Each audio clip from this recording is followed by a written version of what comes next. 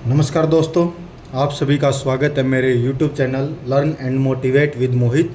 आज हम शुरू करने वाले हैं अर्थशास्त्र। और अर्थशास्त्र की जो क्लास है वो लगभग 15 से 20 क्लास कम से कम बनेंगी, जिसके अंदर हम पूरा सिलेबस बेसिक से लेकर एडवांस लेवल तक का सारा सीखेंगे। सबसे पहले हम एक छोटी ही बात जान लेते हैं कि हमें अर्थशास्त्र की एक्चुअल ज़रूरत क्यों पड़ती है। मान लीजिए यदि आप आज नौकरी लग जाते हो और आपकी सैलरी है जो वो 30,000 रुपये है, तो आप क्या करोगे, अपनी सैलरी को बांटोगे। जैसे मेडिकल के लिए आप अलग से कुछ पैसे निकालोगे, कुछ इन्वेस्टमेंट भी करोगे, आपको रूम का किराया भी देना है, आपको खाने का भी निकालना है, तो हर चीज़ को क्या है आप बांटोगे। तो जो बांटने का तरीका है वो हमें कौन सिखाता है? अर्थशास्त्र सिखाता है। यदि आप चाहे तो इंडियन आर्मी, नेवी या एयरफोर्स में सोल्जर बन रहे हो, या रेलवे में जॉब कर रहे हो, या एसएससी ऑफिसर बन रहे हो, या कोई भी स्टेट एग्ज़ाम दे रहे हो, तो इकोनॉमिक्स हर जगह है। क्योंकि क्या है, इकोनॉमिक्स का मतलब क्या होता है, हमें हर जगह कुछ ना कुछ डिसीजन लेना पड़ता है कि हम कैसे उसको पैसों का वितरण करेंगे, कैसे हम उसको यूटिलाइज करेंगे। ऐसा ना हो कि आप एक साथ सारा पैसा यूटिलाइज कर दो और महीना ख़त्म होने से पहले आपकी सैलरी ख़त्म हो जाए। और आपको एक चीज़ और पता होगी कि हर एग्ज़ाम में इकोनॉमिक्स का क्वेश्चन ज़रूर आता है, क्योंकि इकोनॉमिक्स क्या है, ये एक ऐसा सब्जेक्ट है कि गवर्नमेंट खुद चाहती है कि वो आपकी सोच देखे कि आप किस प्रकार से डिसीजन लेते हो, आप किस प्रकार से एक सीमित संसाधनों से अपनी असीमित इच्छाओं की पूर्ति करते हो, ये सारी चीज़ें। और आज हम क्लास की शुरुआत कर रहे हैं, लगभग 20 से 25 क्लास में आपको इतना विश्वास हो जाएगा कि कोई भी आप एग्ज़ाम दोगे तो उसमें क्वेश्चन देखते ही आपको आंसर मिल जाएगा, इतनी मैं गारंटी लेता हूँ। इससे पहले एक चीज़ और याद रखना कि इकोनॉमिक्स और अर्थशास्त्र और डिसीजन और डिसिप्लिन और सक्सेस, ये चारों चीज़ें हैं जो अर्थशास्त्र में हमें प्रॉपर तरीके से पढ़ने को मिलेंगी। जैसे इकोनॉमिक्स हम अभी शुरुआत करेंगे, क्या क्या चीज़ें होती हैं। डिसीजन मतलब आप कोई भी निर्णय लेते हो। डिसिप्लिन मतलब आप उसको कंटिन्यू रख रहे हो किसी भी चीज़ के लिए। सक्सेस, जब ये सारी चीज़ें करोगे तो आपको क्या है, सक्सेस ऑटोमेटिक मिलेगी हर चीज़ में, चाहे आप प्राइवेट नौकरी कर रहे हो, चाहे आप सरकारी नौकरी कर रहे हो, हर चीज़ में। तो हम शुरुआत करते हैं अपने आज के टॉपिक से, अर्थशास्त्र का मूल मतलब बेसिक ऑफ इकोनॉमिक्स। सबसे पहले तो हम जान लेते हैं कि जो इकोनॉमिक्स शब्द की उत्पत्ति है वो कहाँ से हुई है। पहली बात तो अर्थशास्त्र शब्द है जो ग्रीक यूनानी भाषा से लिया गया है, जिस शब्द का जो एक्चुअल वर्ड है वो है इकोनोमिया या इकोनोमस, जिसमें इको का मतलब होता है हाउस होल्ड, मीन्स घर।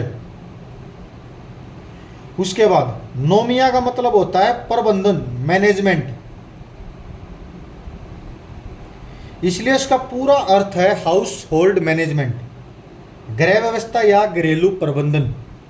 अर्थशास्त्र की अब हम परिभाषा देखते हैं, डेफिनेशन ऑफ इकोनॉमिक्स। अर्थशास्त्र एक ऐसा विषय है जिसके बारे में हमें संसाधनों का प्रबंधन, पहली बात तो मैनेजमेंट मतलब क्या है, प्लानिंग। क्योंकि इसमें दो चीज़ें हैं। पहली चीज़ तो हमारे पास जो रिसोर्सेज है, जो संसाधन है, वो हैं सीमित। और दूसरी चीज़ जो हमारी इच्छाएं हैं, जो हमको चाहिए, वो क्या है, असीमित। जैसे आप सभी को पता होगा कि जो हमारी इच्छाएं हैं वो कभी ख़त्म नहीं होती, लेकिन जो हमारे पास संसाधन है वो क्या है, सीमित है। तो हमें इन चीज़ों का पता करने के लिए अर्थशास्त्र के विज्ञान की जरूरत है, क्योंकि अर्थशास्त्र खुद में क्या है, एक विज्ञान है। किसका विज्ञान है? धन का विज्ञान है। हम आगे उसको पूर्ण तरीके से पढ़ेंगे। उसके बाद है संसाधनों का उत्तम व कुशल उपयोग। मतलब आपके पास कोई भी संसाधन है, जब तक आपको ये नहीं पता होगा कि इसका बेहतर उपयोग करके हम क्या क्या चीज़ें कर सकते हैं जिससे हमारा जो खर्चा है वो कम हो और जो हमारा जो प्रॉफिट है वो अधिक हो, तो वो क्या चीज़ है, संसाधनों का उत्तम व कुशल उपयोग। उसके बाद तीसरा है संसाधनों का उचित वितरण। मतलब आपके पास कोई संसाधन है लेकिन आपने उसको फील्ड के हिसाब से नहीं बांटा। जैसे मैंने अभी एग्जांपल बताया कि आपके पास सैलरी है, जब तक आप उस सैलरी को प्रॉपर तरीके से नहीं बांटोगे तो 100% ऐसा तय है कि महीना ख़त्म होने से पहले आपकी सैलरी ज़रूर ख़त्म हो जाएगी।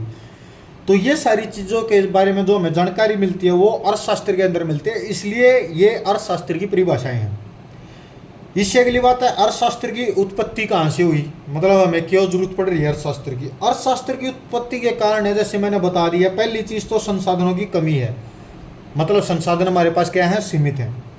दूसरी चीज संसाधनों के वैकल्पिक उपयोग, मतलब हमें प्रॉपर तरीके से यह पता होना चाहिए कि कौन सा संसाधन किस फील्ड में हमें यूज करना है। तीसरी चीज सर्वोत्तम विकल्प का चयन, मतलब जैसे आज के टाइम पे आप मार्केट में देखोगे तो कई सारे म्यूचुअल फंड चले हुए हैं, लेकिन आपको स्टडी करके एनालाइज करके आपको पता होना चाहिए कि ये म्यूचुअल फंड मेरे लिए बेहतर है। आप किसी कोचिंग इंस्टीट्यूट में गए, आप 5-6 जगह गए, तो आपको ये पता होना चाहिए कि कौन सा मेरे लिए बेस्ट है, जिसके कम समय में पढ़कर मैं अच्छी से अच्छी सरकारी नौकरी लग जाऊँ। तो वो सारी चीज़ें हैं। उसके बाद अर्थशास्त्र की कुछ समस्याएं भी हैं, तो वो समस्याएं क्या हैं, ये खुद में एक समस्या है कि हमारे पास संसाधन तो हैं सीमित, इच्छाएं हैं असीमित, इसलिए हमें क्या करना पड़ता है, हमें चॉइस करनी पड़ती है, निर्णय लेना पड़ता है। इसी में एक हमने पॉइंट दे रखा है कि सीमित संसाधनों और असीमित इच्छाओं के कारण निर्णय लेना आवश्यक हो जाता है, चॉइस करनी जरूरी हो जाती है। उसके बाद अर्थशास्त्र के मुख्य उद्देश्य क्या हैं, संसाधनों का प्रभावी उपयोग, बेहतर ढंग से प्रयोग करना, सर्वोत्तम विकल्प का चयन, हमें अच्छी तरह से उस चीज़ का चयन करना होगा जो चीज़ हमें किसी भी फील्ड के लिए बेहतर बनाएगी। तीसरा उत्पादन व वितरण में सुधार, जब तक हम संसाधनों का पूर्ण तरीके से वितरण नहीं करेंगे तब तक हमें क्या होगा, उत्पादन या वितरण में सुधार नहीं मिलेगा। उसके बाद कई सारे पेपरों में एक क्वेश्चन पूछा जाता है, वो क्वेश्चन क्या है, आधुनिक अर्थशास्त्र के जनक, फादर ऑफ मॉडर्न इकोनॉमिक्स कौन है, एडम स्मिथ। कहाँ के देश, स्कॉटलैंड, यूनाइटेड किंगडम। यदि भारत में पूछ लें कि भारत के अर्थशास्त्र के जनक कौन है, तो आपको पता है चाणक्य या कौटिल्य, लेकिन यहाँ पे प्रश्न पूछ रहा है ये अर्थशास्त्र, आधुनिक अर्थशास्त्र का जनक कौन है, एडम स्मिथ। इसकी कुछ पुस्तकें भी हैं जो पेपर में कई बार पूछी जाती हैं। पहली पुस्तक का नाम है दी वेल्थ ऑफ नेशंस, 1776 में आई थी, पेपर में बहुत बार पूछी गई है। दूसरी द इनविजिबल हैंड, 1759 में आई थी। तीसरी the theory of moral sentiments, 1759 में आई थी। उसके बाद डिवीजन ऑफ लेबर और फ्री मार्केट। और एक चीज़ का याद रखना, जो बहुत ज़्यादा पेपरों में पूछी जाती है उस पर मैं मार्क कर रहा हूँ, अपना ध्यान से उस चीज़ को लिखते रहना, नोट्स प्रॉपर बनाने हैं आपने, क्योंकि 20 से 25 दिन में यदि हम क्लास खत्म कर रहे हैं तो इसका मतलब क्या है, हमें प्रॉपर नोट्स के साथ आपको हर एक क्लास के बाद उसी क्लास से रिलेटेड MCQ और प्रीवियस ईयर क्वेश्चन भी मिलेंगे। जैसे पहला प्रश्न मैं यहाँ पे टिक कर देता हूँ, फादर ऑफ मॉडर्न इकोनॉमिक्स, आधुनिक अर्थशास्त्र के जनक कौन है, एडम स्मिथ, पहला प्रश्न। दूसरा, इसकी कुछ पुस्तकें हैं, वैसे तो पाँचों की पाँचों आपको याद रखनी है, लेकिन जो पेपर में बहुत बार पूछी गई हैं वो पहली 3 हैं। मैं हर बार पॉइंट मार्क नहीं कर सकता, 1 2 3 मैं ग्रीन पेन से जो भी, हरे पेन से जो भी निशान लगाऊंगा वो आपको याद करने हैं। उसके बाद एडम स्मिथ ने हमें कुछ सिद्धांत दिए थे, तो वो सिद्धांत कौन कौन से थे वो हम एक बार देख लेते हैं। एडम स्मिथ ने हमें बेसिकली कई सारे सिद्धांत दिए थे, लेकिन जो सबसे ज़्यादा महत्वपूर्ण है वो 2 सिद्धांत हैं। एक तो कराधान का सिद्धांत, कैनोज ऑफ टैक्सेशन। दूसरा हीरा पानी विरोधाभास, डायमंड वाटर पैराडॉक्स। ये हम आगे पूर्ण तरीके से पढ़ेंगे। फिलहाल आपको याद रखना है कि एडम स्मिथ ने 2 थ्योरी हैं जो सबसे ज़्यादा प्रसिद्ध हुई, कराधान के सिद्धांत और हीरा पानी विरोधाभास। उसके बाद एडम स्मिथ का एक कथन था, एक स्टेटमेंट थी, वो स्टेटमेंट क्या थी, economics is a science of wealth, मतलब धन का विज्ञान ही क्या कहलाता है, अर्थशास्त्र। कई बार पेपर में पूछा गया है कि economics is the science of wealth, अर्थशास्त्र धन का विज्ञान है। ये कथन किसने दिया था, एडम स्मिथ ने दिया था। उसके बाद आर्थिक क्रियाएं, अब 2 प्रकार की क्रियाएं होती हैं, एक होती है आर्थिक, एक होती है गैर आर्थिक। आर्थिक में ये आपको पता चल रहा है इकोनॉमी, इकोनॉमी का मतलब क्या होता है, धन। अभी आपने पढ़ा है धन का विज्ञान। तो जहाँ पे भी पैसा बनेगा, मतलब कहीं से भी पैसा आपको मिल रहा है, तो वो सारी क्रियाएं क्या होती हैं, आर्थिक क्रियाएं। वो क्रियाएं जो हमें धन या आय, मतलब मनी या वेल्थ से संबंधित, तो वो सभी किस में आएंगी, आर्थिक क्रियाएं के अंदर आएंगी। उदाहरण के तौर पर हम ले मजदूरी करना, जैसे लेबर होती है, व्यापार, कोई भी मतलब ट्रेड हम स्टार्ट करते हैं, निवेश कोई भी हम इन्वेस्टमेंट स्टार्ट करते हैं, mutual fund, SIP, ETF, share market, banking, FD, ये सारी चीज़ें क्या है, निवेश। दुकानदारी, कोई भी दुकानदार है, शॉपकीपर है, तो वो दुकान पे क्यों बैठा है, पैसा कमाने के लिए। नौकरी, हम नौकरी क्यों करते हैं, पैसा कमाने के लिए। कोई भी बिजनेस व्यवसाय शुरू करते हैं, पैसा कमाने के लिए। सेवा प्रदान करना, सर्विस प्रोवाइडर, इसमें कई तरीके के आते हैं। जैसे हम उदाहरण के तौर पर ले सकते हैं, कारपेंटर हो गया, प्लम्बर हो गया, जो इलेक्ट्रीशियन हो गया, जितने भी मतलब जो हमें सर्विस प्रोवाइड करते हैं, सेवा प्रदान करते हैं, वो सभी किस में कहलाते हैं, आर्थिक क्रियाएं, क्योंकि इन सभी में क्या हमें पैसा मिल रहा है। तो एक प्रश्न सीधा पूछा जाता है कि जो धन से संबंधित है वो क्या कहलाते हैं, आर्थिक क्रियाएं कहलाती हैं। जिन कार्यों से आय प्राप्त होती है वो सभी आर्थिक क्रियाएं कहलाती है। उसके बाद अगला गैर आर्थिक। गैर आर्थिक मतलब नॉन इकोनॉमिक, मतलब इसमें क्या है, आपको पैसा नहीं मिलेगा, ये काम आप अपनी शौक के लिए, देश सेवा के लिए, इन चीज़ों के लिए प्रयोग करें। वो क्रियाएं जो धन से संबंधित नहीं होती, उदाहरण के तौर पर समाज सेवा, सोशल वर्क। हम समाज सेवा करते हैं तो समाज सेवा हम पैसे के लिए नहीं करते, हम लोगों की सुरक्षा के लिए करते हैं। लोगों को मतलब उस चीज़ के बारे में जागरूक करने के लिए हम कोई पैसा नहीं लेते हैं। उसके बाद धार्मिक कार्य, रिलीजियस वर्क। उसके बाद सांस्कृतिक कार्य, कल्चरल वर्क। उसके बाद गृहिणी का कार्य, जो हाउसवाइफ होती है, जैसे घर में आपकी मम्मी, आपकी बहन है, वो घर में काम करती हैं, तो क्या वो पैसे के लिए करती हैं, नहीं, वो अपने मन से करती हैं। शौक के लिए किया गया कार्य है, मतलब कोई भी काम है जो आप शौक के लिए कर रहे हो। जैसे अभी मैंने पढ़ाना शुरू किया, मैं पहले भी पढ़ाता था, तो ये क्या है, एक शौक के तौर पर है। आनंद के लिए किया गया कार्य है, जिससे आपको खुशी मिलती है, प्लेजर मिलता है, वो सारी चीज़ें क्या हैं, गैर आर्थिक, जिससे हमें धन की प्राप्ति नहीं होती। इसमें भी दो तरह के, जैसे एक तो कोई सिंगर है, वो गाना गा रहा है, यदि वो गाना प्रोफेशनल तरीके से गा रहा है तो वो उसके क्या करेगा, पैसे लेगा। यदि कोई सिंगर है वो खुद सेल्फ के लिए, अपनी खुशी के लिए गा रहा है, तो वो क्या है, गैर आर्थिक है, उसमें पैसा नहीं मिलेगा। तो जो काम खुद के लिए किया जाए वो गैर आर्थिक है, मतलब खुद की खुशी के लिए। जो काम आप प्रोफेशनल तरीके से करते हो उसके लिए आपको पैसा मिलेगा, जो आता है आर्थिक क्रिया के अंदर। नोट्स प्रॉपर बनाते चलना भाई। जिन कार्यों से आय प्राप्त नहीं होती वो सभी क्या कहलाती हैं, गैर आर्थिक क्रियाएं। उसके बाद कुछ मूल समस्याएं हर शास्त्र के अंदर, एक बार वो भी देख लेते हैं। आपको समझ तो आ गया कि संसाधन जो हैं सीमित हैं, इच्छाएं हमारी असीमित हैं, तो उस हिसाब से तो हमें क्या करनी पड़ती है, चॉइस करनी पड़ती है, चयन करना पड़ता है। अब इसकी केंद्रीय समस्या क्या है, पहली चीज़ तो क्या उत्पादन करें, मतलब इस समस्या से छुटकारा पाने के लिए हमें सबसे पहले तो ये पता होना चाहिए कि हमें उत्पादन किस चीज़ का करना है। जैसे गेहूँ है, आपको पता है कि आपको गेहूँ चाहिए, आपको चावल चाहिए, तो उस चीज़ का आपको उत्पादन करना पड़ेगा, ये बहुत ज़रूरी है। तो जिस चीज़ की आपको ज़रूरत पड़ती रहती है, तो उस चीज़ के लिए हमें क्या उत्पादन करना पड़ेगा, कौन सी वस्तुएं ज़रूरत होंगी, कौन सी हमें सेवाएं, मतलब आपको लेबर भी चाहिएगी, आपको बीज भी चाहिएगा, आपको पानी की व्यवस्था भी चाहिएगी, आपको ज़मीन भी चाहिएगी, मौसम का भी आपको ध्यान रखना है, तो वो सारी चीज़ें। दूसरी चीज़ कैसे उत्पादन करें, आपको ये भी पता होना चाहिए। ये नहीं आपके पास ज़मीन है, बीज है, पानी है, सब कुछ व्यवस्था है, लेकिन आपको यही नहीं पता कि मतलब उसका काम कैसे होगा। उत्पादन की तकनीक का चयन, मतलब आज के समय में क्या है, हम हर चीज़ टेक्निक के बेस पर कर रहे हैं या तकनीकी के तौर पर कर रहे हैं, जैसे मशीनों का हम यूज़ कर रहे हैं, तो वो चीज़ें। तीसरा, किसके लिए, मतलब आपको यह भी पता होना चाहिए कि जो हम काम कर रहे हैं वो किस वर्ग के लोगों के लिए है। मतलब कोई कंपनी है जो नॉर्मल घड़ी बनाती है, मतलब जिसकी रेंज 500-200 से 1000 रुपये के बीच तक की है, तो वो क्या, उसको पता है कि भाई नॉर्मल बंदा ले सकता है। अब कोई और है जो बना रहा है 2000 से 5000 का, तो उसकी भी एक श्रेणी है कि मेरे को मिडिल क्लास के लोग इस घड़ी को लेंगे। अब कोई घड़ी ऐसी भी है जो 10-10 लाख की है, 5-5 लाख की है, तो वो सारी घड़ी क्या हैं, हाई क्लास लोगों के लिए। जैसे गाड़ियाँ हो गई, गाड़ियाँ एक भाई नॉर्मल परिवार भी लेता है, एक थोड़ा जो ज़्यादा पैसे वाले हो ज़्यादा महंगी लेते, जो बहुत ज़्यादा पैसे वाले वो करोड़ों में भी लेते हैं, तो वो सारी चीज़। तो हमें यह पता होना चाहिए कि जो हम चीज़ का उत्पादन कर रहे हो वो किस वर्ग के लोगों के लिए। तो उपभोक्ता का चयन या आय वर्ग, ये बेसिकली हमने 3 कैटेगरी में बांट रखा है। पहला तो हाई क्लास लोग जो उच्च श्रेणी के हैं, तीसरा मीडियम जो मध्यम श्रेणी के हैं, और फिर लो जो गरीब श्रेणी में, बहुत ज़्यादा गरीब श्रेणी में है वो। तो ये चीज़ हमें पता होनी चाहिए।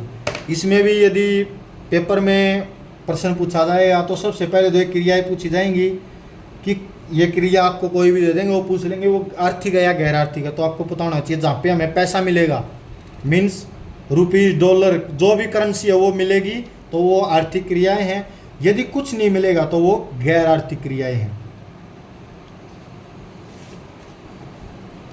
उसके बाद उत्पादन की तकनीक का चयन, ये भी मतलब एक आपको पता होना चाहिए कि आपको इस काम के लिए लेबर की जरूरत पड़ेगी या मशीन की जरूरत पड़ेगी। जैसे श्रम प्रधान तकनीक, मतलब इसमें क्या है, लेबर। पूंजी का मतलब होता है मशीन वगैरह, जैसे मैंने यहाँ पे अलग से दे भी दिया है कि पूंजी का अर्थ होता है मशीन, तकनीक, उपकरण, मीन्स जो भी इंस्ट्रूमेंट वगैरह, जो भी मशीन है, जो भी हम चीज़ें यूज करते हैं वो सारी क्या है, पूंजी, कैपिटल। श्रम क्या है, जो हमारी लेबर होती है, मजदूर होते हैं वो। यदि अधिक मजदूर होंगे तो मशीनें कम होंगी। तो ये कंडीशन कौन से देशों के लिए, विकासशील देशों में उपयुक्त होती है। अभी मैं इसके बाद बताऊंगा विकासशील कौन से देश होते हैं और विकसित कौन से होते हैं और अविकसित कौन से होते हैं। उसके बाद दूसरी होती है पूंजी प्रदान मीन्स कैपिटल, जहाँ पे मशीनों का ज़्यादा प्रयोग होता है लेबर के मुकाबले, तो अधिक मशीनें में तकनीक विकसित देशों में उपयुक्त है। अब देख लेते हैं कि विकसित, विकासशील और अविकसित कौन से होते हैं। पहला तो अविकसित। अविकसित के अंदर कौन से आते हैं, वो देश जिसमें मतलब ना तो प्रॉपर मतलब हम पूंजी का उपयोग कर रहे हैं, हम किसी भी चीज़ का किसी भी कारण से उपयोग नहीं कर रहे हैं। यदि सिर्फ वो मजदूर के ऊपर रहेगी तो वो अविकसित में काउंट होगी। पहली चीज़ तो ये देखना आपको। दूसरा होता है फिर विकसित। विकसित में क्या है, तकरीबन हमें कौन सी चीज़ें हैं, जैसे हम मशीनों का बहुत अच्छे तरीके से उपयोग करें। जैसे एग्जाम्पल के लिए हम ले सकते हैं चाइना, जापान, अमेरिका, जितने भी देश हैं वो सभी कौन से देश हैं, विकसित देश हैं। तीसरा होता है विकासशील। विकासशील देश कौन सा है, जैसे अपना भारत है। भारत में क्या है, हम मशीनों का भी प्रयोग कर रहे हैं, हम लेबर का भी प्रयोग कर रहे हैं, तो वो सभी चीज़ें वो कौन से में, विकासशील।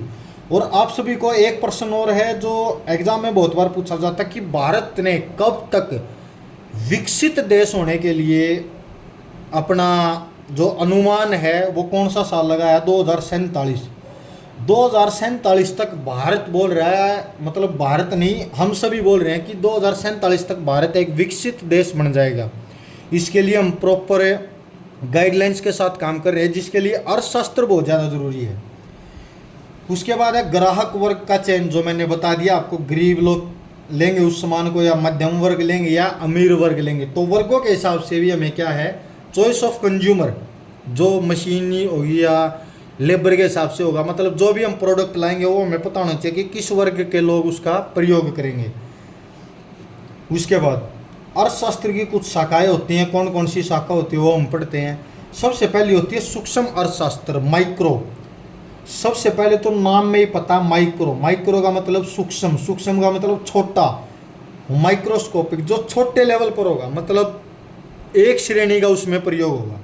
जैसे हम माध्यम का विषय ले लेते हैं, कोई भी है, जैसे व्यक्ति, कोई भी इंडिविजुअल, एक व्यक्ति का जिक्र, एक परिवार का जिक्र भी हो सकता है, एक उद्योग का जिक्र भी हो सकता है, एक फर्म या कंपनी का जिक्र भी हो सकता है।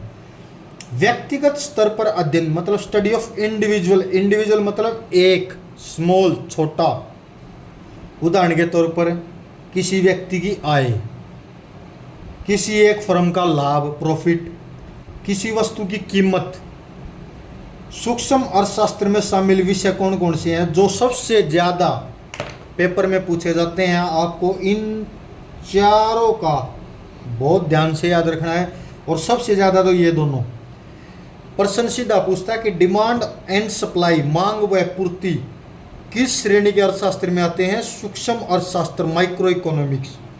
और उत्पादन है, उत्पादन में किस में आता, प्रोडक्शन, सूक्ष्म अर्थशास्त्र, माइक्रो इकोनॉमिक्स। आय जो रेवेन्यू होती है, बिक्री जो सेल होती है, वो सभी किस में आते हैं, सूक्ष्म अर्थशास्त्र के अंतर्गत आते हैं। जैसे लाभ, प्रॉफिट, मजदूरी, वेज, मूल्य, प्राइस, ये सभी किसके अंतर्गत आते हैं, सूक्ष्म अर्थशास्त्र, माइक्रो इकोनॉमिक्स के अंदर आते हैं। इसे मूल सिद्धांत, प्राइस थ्योरी भी कहा जाता है। ये जो प्राइस थ्योरी है, मूल सिद्धांत है, ये भी डायरेक्ट बहुत बार पेपर में पूछा गया है। सीधा पूछते हैं कि प्राइस थ्योरी, मूल्य सिद्धांत किस श्रेणी के अर्थशास्त्र में आते हैं? सूक्ष्म श्रेणी या बोल सकते हो माइक्रो इकोनॉमिक्स के अंतर्गत आते हैं। उसके बाद अगला है समष्टि अर्थशास्त्र, मैक्रो। मैक्रो मतलब क्या होता है? बड़ा, समष्टि, लार्ज लेवल पर, बड़े लेवल पर, मैग्नीफाइंग। ठीक है। अध्ययन का विषय कौन कौन सा? जैसे हम पूरे एक समाज का जिक्र करेंगे, उसमें हम समुदाय का जिक्र भी कर सकते हैं, किसी एक राज्य का जिक्र भी हो सकता है, किसी एक देश का जिक्र भी हो सकता है, कंट्री का जिक्र भी हो सकता है। सामूहिक या समग्र स्तर पर अध्ययन मतलब study of collective, whole, entire, aggregative. Means बड़े स्तर पर हम उस चीज़ का प्रयोग करेंगे, वो सभी किस में कहलाएंगी? मैक्रो इकोनॉमिक्स, समष्टि अर्थशास्त्र में। इसके जितने भी उदाहरण हैं भाई, सभी के सभी आपको याद रखने हैं। पेपर में सीधा प्रश्न आता है कि यहाँ पे आप देख सकते हो, पहला ही है राष्ट्रीय आय, नेशनल इनकम। ये किस प्रकार का अर्थशास्त्र है? समष्टि अर्थशास्त्र, मैक्रो। प्रति व्यक्ति आय, एक चीज और याद रखनी है आपको, प्रति व्यक्ति आय जो पर कैपिटा इनकम है वो एवरेज पे होती है। एवरेज, ये हमने लिख भी रखा है यहाँ पे, एवरेज। एवरेज मतलब औसत। औसत तौर पर जब हम निकालेंगे वो प्रति व्यक्ति आय, वो मैक्रो में होगी। लेकिन हम किसी एक व्यक्ति की आय पूछ रहे हैं तो वो माइक्रो में होगी। उसके बाद देश की जीडीपी। जीडीपी की फुल फॉर्म आपको पता ही होगी, ग्रोस डोमेस्टिक प्रोडक्ट। तो देश की जीडीपी भी मैक्रो इकोनॉमिक्स में आती है। गरीबी, पॉवर्टी, रोजगार या बेरोजगारी, एम्प्लॉयमेंट या अनएम्प्लॉयमेंट किसी भी देश की, वो किसके अंतर्गत आती है? समष्टि अर्थशास्त्र। आर्थिक विकास या वृद्धि, इकोनॉमिक ग्रोथ या डेवलपमेंट, ये भी किसके अंदर है? मैक्रो के अंदर। समग्र मार्ग व समग्र पूर्ति means aggregative demand and aggregative supply, ये भी किसके अंतर्गत आती है? Macro economics. एक चीज याद रखना, यदि सिर्फ डिमांड एंड सप्लाई पूछेंगे तो माइक्रो, यदि aggregative demand and aggregative supply पूछेंगे तो समष्टि, मैक्रो। मुद्रास्फीति, इन्फ्लेशन, वो भी किसके अंतर्गत आती है? समष्टि।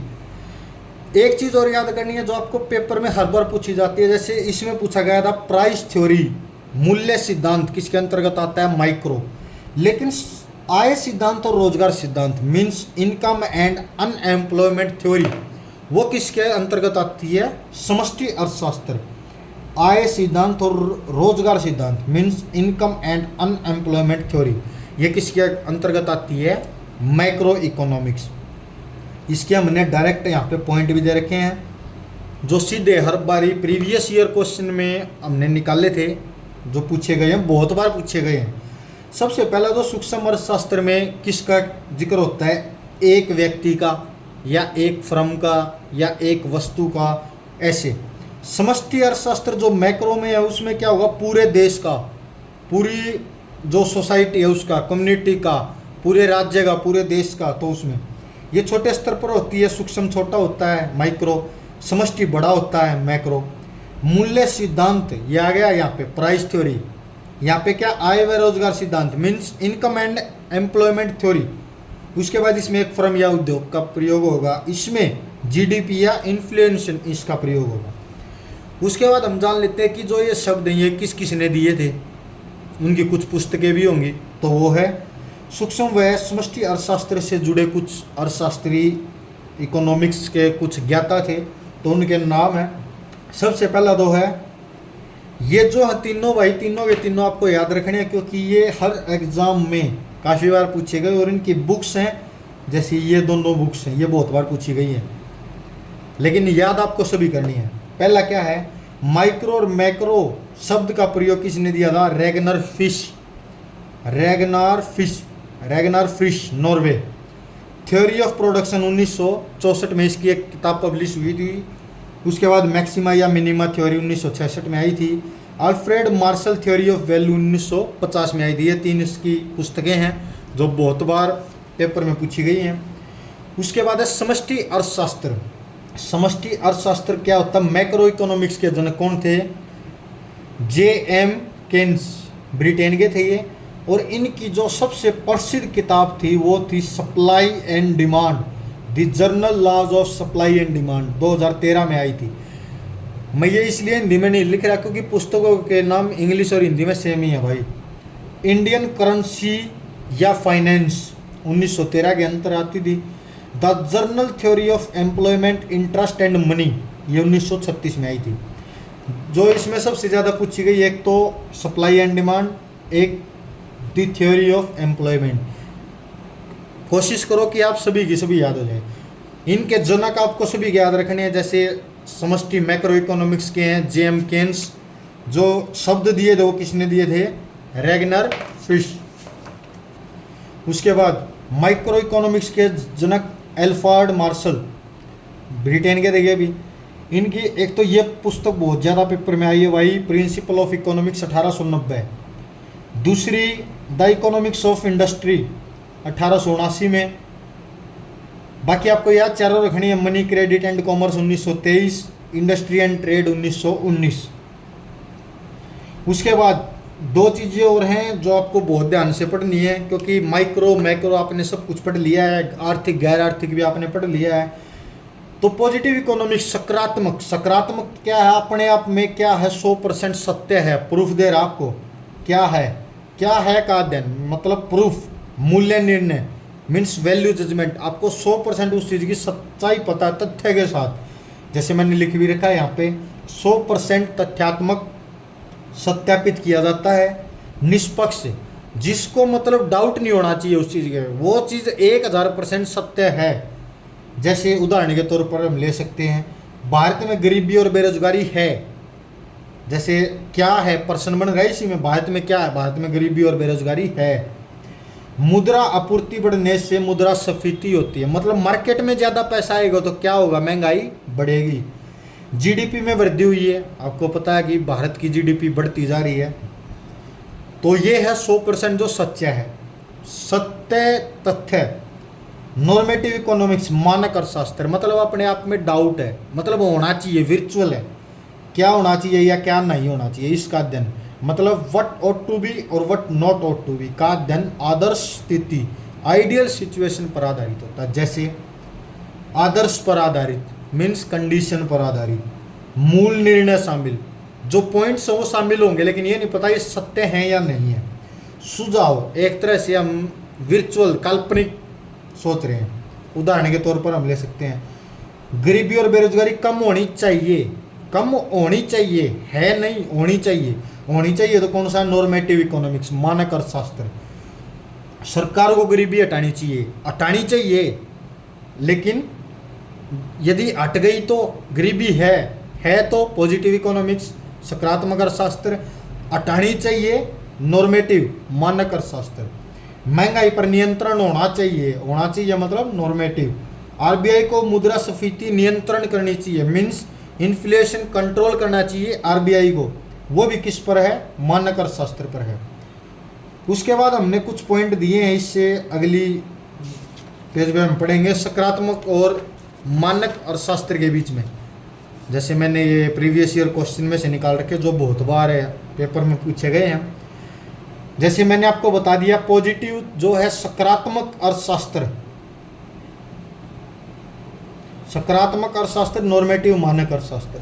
सकारात्मक अर्थशास्त्र मतलब क्या है, नॉर्मेटिव क्या होना चाहिए या क्या नहीं होना चाहिए। दूसरा, इस पे तथ्य आधारित है, इसमें क्या विचार है, काल्पनिक है, इसमें क्या 100% सच है, इसमें क्या आदर्श या राय, मतलब हम एक तरह से सुझाव दे रहे हैं ये चीज़ होनी चाहिए या नहीं होनी चाहिए। उसके बाद इन दोनों का मिक्सर है पर्यावरण अर्थशास्त्र। पर्यावरण या अर्थशास्त्र, इन्वायरमेंटल इकोनॉमिक्स मीन्स आर्थिक गतिविधियों के पर्यावरण पर पड़ने वाले नकारात्मक प्रभावों का अध्ययन, मीन्स स्टडी ऑफ नेगेटिव या adverse effects of economic activities on environmental.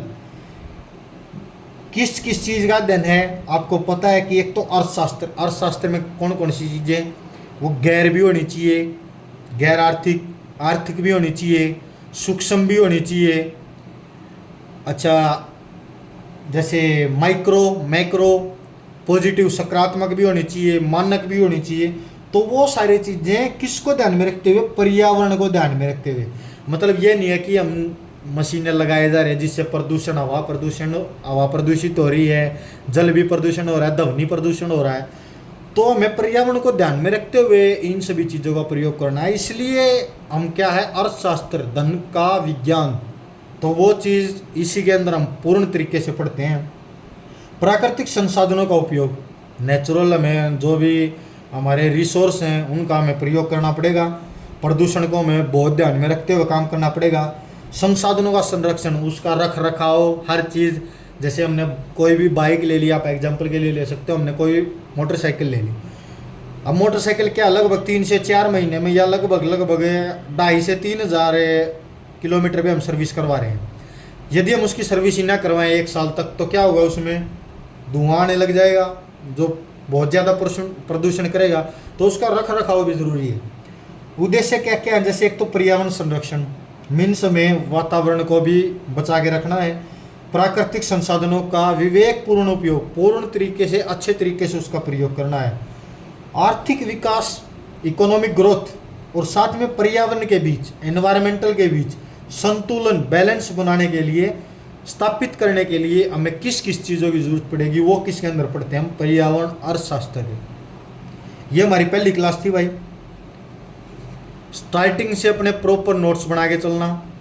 इसी क्लास, जिस दिन ये क्लास होगी उसी दिन शाम को या अगले दिन आपको इस चैप्टर से रिलेटेड सारे MCQ, प्रीवियस ईयर क्वेश्चन और एक टेस्ट सीरीज, दोनों की मिक्सर, ये दोनों साथ में होंगी। इसकी मैं आपको एक क्रॉस जल्दी से जल्दी मतलब प्रोवाइड करवा दूंगा। यदि आपको चाहिए हो कि आप सभी को इनके प्रॉपर नोट्स भी चाहिए तो आप कमेंट में मेंशन कर देना, मैं आप सभी को इसके नोट्स भी दे दूंगा। लेकिन नोट्स भाई एक चीज़ याद रखना, नोट्स हमेशा आपके अपने बनाए हुए होने चाहिए। मैंने अभी क्या है, मैंने हर चीज़ अपने हिसाब से रख रखी है कि मेरे को ये पॉइंट देख के ये पता चल जाए कि मेरे को आपको क्या पढ़ाना है। तो नोट्स आप अपने हिसाब से बनाओगे तो बहुत बेहतर होगा, क्योंकि नोट्स भाई आप गूगल पे सर्च करोगे या कहीं पे भी कोई किताब भी लोगे, नोट्स भरे पड़े हैं भाई। लेकिन जब तक आपको प्रॉपर तरीके से चीज़ें समझ में नहीं आएंगी उस चीज़ का कोई फ़ायदा है नहीं। तो प्रॉपर आपको जुड़े रहना है। लगभग 20 से 25 क्लास मैक्सिमम है, जिसके अंदर आपका पूरा सिलेबस कंप्लीट हो जाएगा, जिसके अंदर सारी क्लासेज होंगी, सारे MCQ होंगे, प्रीवियस ईयर के जितने भी क्वेश्चन हैं किसी भी एग्ज़ाम में हैं, चाहे वो इंडियन रेलवे, इसमें Indian railway, air force, navy, army, Haryana का कोई भी एग्ज़ाम या कोई भी स्टेट का एग्ज़ाम। क्योंकि इकोनॉमिक्स ये नहीं है कि सिर्फ आप अपना एग्ज़ाम क्लियर करने के लिए पढ़ रहे हो। इकोनॉमिक्स एक ऐसा सब्जेक्ट है जो आप यदि काम किसी भी फील्ड में कर रहे हो, चाहे प्राइवेट कर रहे हो या गवर्नमेंट का कर रहे हो या कोई भी आप बिजनेस कर रहे हो, तो हर चीज़ में आपको इकोनॉमिक्स की ज़रूरत पड़ेगी। जैसे मैंने शुरू में ये एग्जांपल बताया था, आपकी जो सैलरी है वो आपको पता होना चाहिए कि मेरे को किस किस चीज़ में उसका प्रयोग करना है। जैसे आपके घर में आपके पापा पैसे कमा रहे हैं, आपका भाई कमा रहा है, तो वो क्या है, हर चीज़ का पहले से हिसाब लगा के चलेगा कि मेरे को इस चीज़ में इतने पैसे खर्च करने हैं, इस चीज़ में इतने पैसे खर्च करने हैं। तो वो सभी चीज़ें हम अर्थशास्त्र में पढ़ते हैं। आज की क्लास में इतना ही है। आप सभी इसके प्रॉपर नोट्स बनाना। जो भी चीज़ आपको समझ में नहीं आ रही आप कमेंट में कमेंट कर देना, मैं उसका रिप्लाई दूंगा भाई जितना जल्दी हो सकेगा।